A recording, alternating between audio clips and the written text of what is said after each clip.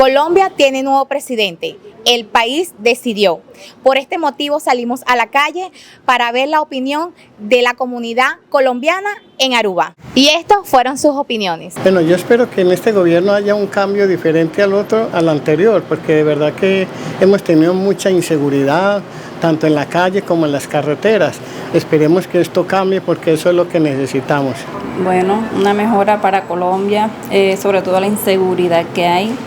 El salario mínimo que no es tan expandible para tantas cosas allá en Colombia y bueno, y lo mejor, siempre esperamos lo mejor para Colombia. El cambio, bueno, que hay este nuevo gobierno de Colombia, lo que es la delincuencia, las drogas, la salud, todo.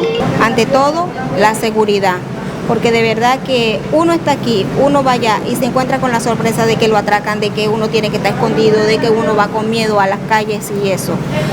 Por lo menos el presidente que ha sido electo ha prometido pues que va a tomar cartas en el asunto sobre la seguridad.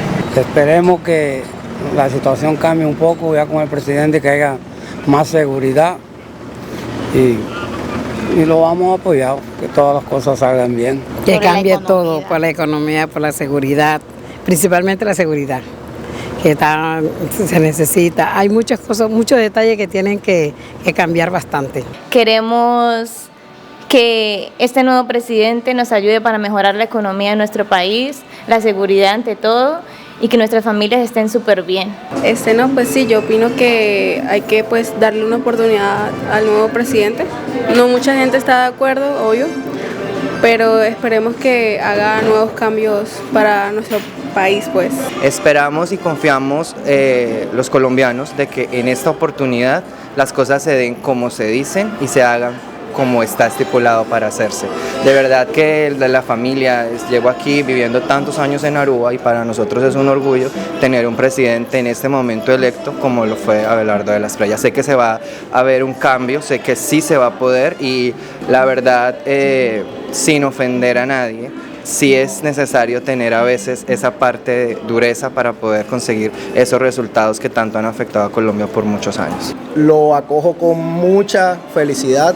Siento que va a ser un presidente que va a sacar adelante al país, va a aportar muchas cosas buenas, sus propuestas siempre han sido buenas.